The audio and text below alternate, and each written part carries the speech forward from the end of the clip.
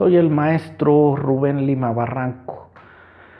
Hoy veremos el video acerca del tema de la inercia. Este es un video que he tenido muchas ganas de hacer por todo lo retro que significa para mí regresar al cálculo diferencial y que lo necesitamos en temas más avanzados como es el curso que estoy dando de diseño de elementos de acero. Entonces, antes de todo el diseño, necesitamos hablar de la inercia. ¿Qué es la inercia en el sentido físico? Después calcular o entender, aprender el teorema de Steiner o de los ejes paralelos, tiene dos nombres, que es de estática, y antes de eso necesitamos el cálculo integral. Entonces este tema para mí es muy completo, que lo vamos viendo en diferentes etapas de nuestra vida, de la gente que nos gusta las estructuras y que de repente no le vemos la relación. Entonces este tema empezamos con el cálculo integral de primer semestre o último semestre de la prepa, primero de la licenciatura. Brincamos a estática con el teorema de Steiner o de los ejes paralelos y ahí vemos el concepto de la inercia. Y finalmente en diseño de elementos de acero o diseño de estructuras en acero A36 generalmente, necesitamos esos conceptos. Entonces es como un tema intermedio que necesitamos arrastrar el cálculo integral para entenderlo y que en diseño de elementos lo necesitamos para poder entender el diseño. Entonces para mí se me hace muy retro, por eso hoy utilizo esta playera, igual retro, todo y que siempre he tenido ganas de hacer este video por múltiples cosas. Espero que les guste, espero que quede perfectamente comprendido lo que es la inercia, que hace referencia a la masa, y que entre más alejada esté la masa de un eje, la inercia la vamos a medir respecto a un eje de referencia, que no necesariamente tiene que estar horizontal ni necesariamente tiene que ser vertical el eje, puede estar inclinado el eje sin problema y podemos hacer referencia a la inercia con ese eje inclinado. No pasa nada, es lo mismo que si estuviera vertical, que si estuviera horizontal, es con referencia a un eje. Y nosotros brincamos el concepto de la masa al hacer el estudio de elementos que tienen una masa uniformemente distribuida, que tienen una masa así, uniformemente distribuida, que no hay variaciones entre su masa, tal es el caso de este elemento llamado ángulo. Este es un LI, en México los llamamos LIs, son ángulos de L, vamos a denotar al ángulo, y la I de iguales, tiene sus lados iguales. Entonces este elemento llamado ángulo, un LI, tiene la misma masa aquí que la misma masa acá. El acero, se llama acero estructural, pues tiene una masa uniformemente distribuida, es un material homogéneo, y ahí desligamos la masa y lo transformamos el concepto de la inercia en un concepto de área. ¿Por qué de área? Porque el peso de este elemento será el mismo si tiene la misma cantidad de área. Entonces, al ser un material homogéneo, tal como lo vieron en su mecánica de los medios continuos, ya no necesito hacer referencia al concepto de masa. Ya nada más me basta con hacer referencia al concepto de área porque cada parte de área que tome yo de ese ángulo, como ejemplo, pues tendrá la misma masa. Si yo tomo el área de esta parte, tendrá el mismo peso que un centímetro cuadrado de esta área, que un centímetro cuadrado de esta área, que un centímetro, dado que el material es homogéneo. Entonces, la inercia que vamos a ver acá será igual a la distancia que esté yo separado del eje al cuadrado. Cuidado, recordemos que elevar un número al cuadrado hace que crezca demasiado. Elevarlo al cubo todavía crecerá mucho más rápido. Elevarlo a la 4 todavía muchísimo más rápido. Distancia al cuadrado por el área. En realidad es por la masa, pero para materiales homogéneos bastará con utilizar el área.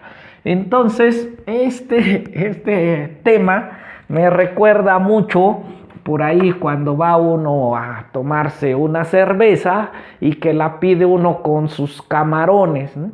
Y llega el mesero y hace la brocheta de camarones mientras está uno platicando, disfrutando de la cerveza y de la compañía. Empieza uno a jugar, a hacerle así a la brocheta de camarones. Vean cómo el eje sería la brocheta de camarones y los camarones estarían exactamente en el eje. La masa estaría exactamente en el eje y sería fácil hacerle dentro de la bebida, darle de giros al eje, que es la brocheta. Sería fácil, pero si separamos la masa del eje, vamos a suponer que pudiésemos o que el mesero hiciese esto y que la brocheta tuviera esta forma y que los camarones los pudiéramos poner aquí y quisiéramos hacer girar la brocheta dentro de la bebida, opondría más resistencia al giro. Y si ahora los separamos todavía más, esos camarones del eje de giro, pues opondrá más resistencia. Ahora la masa estuvo aquí, la masa estuvo aquí. Si ahora coloco el camarón acá, ahora he alejado demasiado la masa del eje de giro y opondrá muchísima más resistencia a que gire el eje. Entre más separada esté la masa, que en realidad hace referencia a la masa, y a esta distancia la vamos a elevar al cuadrado, será más la oposición a girar. Y este será el concepto de inercia. En física, este sería nuestro concepto de inercia. ¿Qué tanta oposición opone a girar respecto al eje? Pues mira, si la masa está muy cerca del eje, la distancia tiende a ser 0 y la inercia, la oposición a girar, tiende a ser 0. Si tú separas la masa del eje de giro, opondrá más resistencia a girar, así será el aire mismo. El aire mismo opondrá más resistencia a girar. Y si lo separas más resistencia a girar. Entonces, para elementos o materiales homogéneos, bastará con hacer referencia al área. Y ese es el concepto de inercia. Vamos a aplicarlo a nuestro típico rectángulo, que es el que más recordamos de la inercia. Allá en el salón siempre les pregunto a mis alumnos, dime la fórmula para calcular la inercia de un rectángulo, y siempre la recuerdan. Siempre la recuerdan. La del rectángulo. La de la circunferencia no, la del cuadrado no, y la recuerdan, pero a medias, a medias. Ahorita vamos a explicar por qué. Voy a hallar, ya quedamos que es en función del área, y aquí va a venir el cálculo integral. Voy a hallar el área, la inercia de esta área con respecto al eje X. ¿Por qué digo con respecto al eje X? Quedamos que debe de haber un eje para conocer la inercia. El eje lo voy a tomar como el eje X, el eje de rotación. Ok. Vean cómo la primer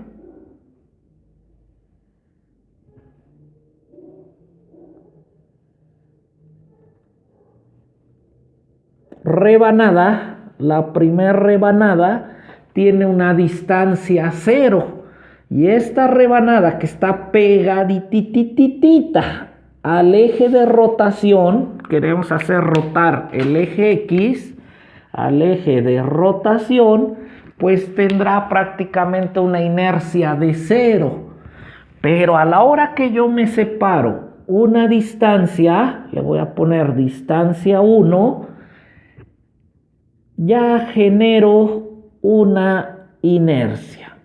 Esta rebanada en el eje Y tendrá de área base, que la base será constante, y la altura se llamará DY. Es una rebanada que tiende a ser 0 en el eje de las Y. Tiende a valer 0 su espesor en el eje de las Y. Imaginemos que yo al rectángulo lo fileteé, lo rebané en miles de millones de rebanadas, que no lo puedo yo dibujar tan delgado, porque pues si no, ustedes no lo podrían ver. Imaginemos que lo rebano al espesor de una hoja de papel bond. Imagínense que lo rebano así de delgadito, así de delgadito. Tendría miles de millones de rebanadas ese rectángulo, que yo acá no lo puedo dibujar así, porque si no, no lo verían. Y entonces le llamamos DY. Y decimos que DY, el espesor de la rebanada, tiende a ser 0. Que tienda a ser 0. Y ahí aplica el cálculo diferencial. Entonces, esta área que acabo de generar sería base, que es todo esto, por altura, por DY. Y esta rebanada me generará la inercia. Al ser un elemento tan pequeño, se llaman elementos diferenciales, elementos tan delgados que tiendan a ser 0, y la diferencia de inercia, es decir, una inercia tan delgada, tan pequeña que tienda a ser 0, sería a la distancia, que es de 1 al cuadrado, por el área. Y el área la voy a poner como área, diferencia de área, un área que tiende a ser 0. Para la segunda rebanada, que sería esta, las podemos elegir al azar. Para la segunda rebanada ya tendría yo esta distancia, es la distancia que se está separando del eje de rotación. Para la segunda rebanada tendría yo de I2 a la distancia 2 al cuadrado, de ahí viene su importancia, por DA. Y voy con la rebanada 3. Esta fue la 1, la 2, y voy con la rebanada 3. Y vean toda la distancia que creció. Es demasiado grande lo que va creciendo. Y como va elevado al cuadrado, pues todavía más grande. Ahora, esta distancia la voy a elevar al cuadrado. Distancia 3 al cuadrado Vean cómo todas tienen la misma área, si tienen el mismo espesor, que yo quiero que tengan el mismo espesor, sería dy. El espesor es dy y todas tendrían la misma área. Esta rebanada tiene la misma área que esta, la misma área que esta y la misma área que esta. Pero todas generan diferente inercia respecto al eje X, que hoy fue el que seleccioné como eje de inicio, como eje de referencia. Ese será mi eje de rotación. Entonces, di4 es igual a la distancia 4, que es esta grandototota, y como va elevada al cuadrado, pues se va a hacer grandísima esta parte por dA. Y así tendría yo millones de millones de millones de millones de rebanadas. Y hacer la suma para conocer la inercia total del rectángulo, pues tendría yo que hacer la sumatoria de todas las inercias. La de 1, la inercia 1, más la inercia 2, más la inercia 3, más la inercia 4, y tendría yo muchísimas inercias a las cuales hacer la suma para conocer la inercia del rectángulo respecto al eje de rotación. Y es la famosa suma riemanniana. Y Riemann hacía todas esas sumas. Recordemos pues, que en esos tiempos no había calculadoras y las hacía a mano para saber la inercia en este caso, o el área, o en lo que aplicara la suma riemanniana. Hacía todas esas sumas para saber cuánto era el valor, en nuestro caso, de la inercia de este rectángulo. Después llega Newton y dice, espérate, te voy a proponer un nuevo método para calcular eso sin hacer suma por suma, por suma, por suma, rebanada por rebanada por rebanada. Y es el famoso cálculo integral.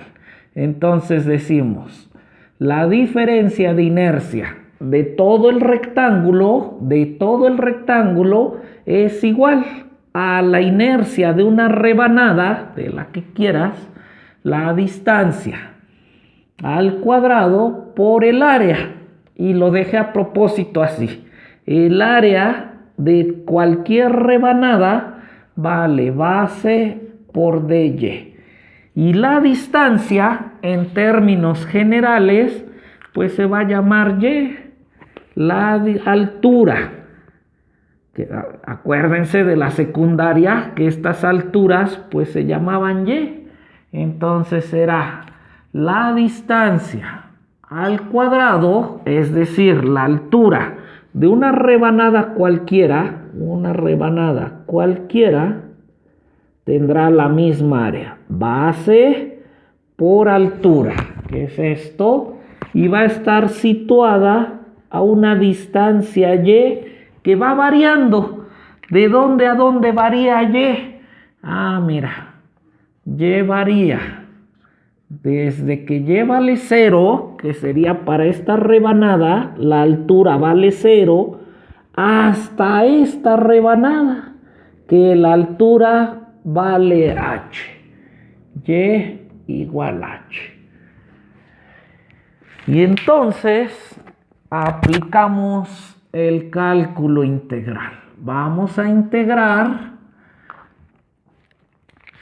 Lo que haga yo de un lado, lo hago del otro. Es la operación inversa, la integral de la diferencia, que es la suma, y la diferencia la resta, y ahí se cancelan las dos operaciones y dice, la inercia del rectángulo completo respecto al eje X, eje de la base, será igual a esto. Estoy tomando las inercias respecto a esto, que es la base. Entonces integramos y me queda y cúbica por b base y cuadrada a la de y a la cúbica entre 3. Cuando y vale desde 0, y que se haga desde 0 a que y se haga h, toda la altura, y sustituimos. Y la inercia es bh cúbica entre 3. Y es la inercia respecto a este eje. Y ahí, cuidado. Ahí es donde les dije que mis alumnos se la aprenden de forma no completa, de forma parcial. Se la aprenden. Y siempre me dicen, les digo, ¿cuál es la fórmula de la inercia de un rectángulo? BH cúbica entre 12. Y hoy vimos que respecto al eje de la base, con respecto a la base, vale BH cúbica entre 3. ¿Qué quiere decir? Pues que la inercia depende de donde ponga yo mi eje de referencia. Hoy lo puse acá el eje de referencia y la inercia de este rectángulo, que es una área que está compuesto de un material homogéneo.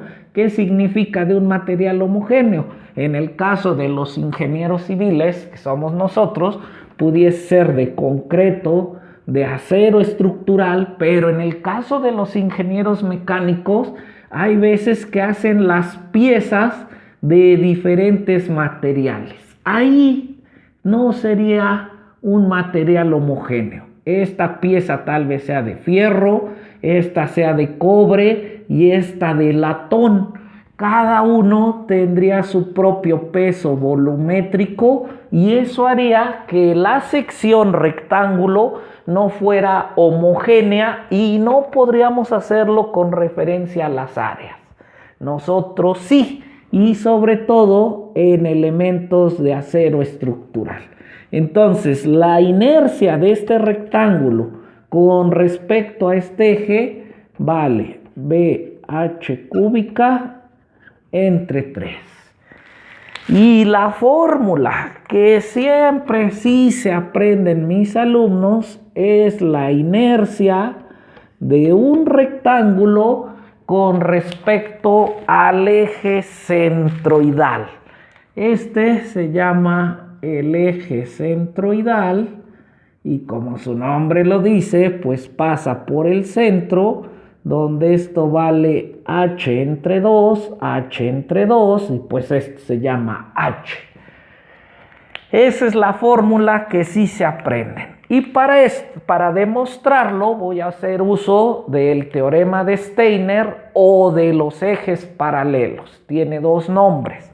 Dice, si los ejes son paralelos, podemos calcular o pasar, diría yo, o trasladar la inercia de acá para acá o a cualquier eje que yo quiera.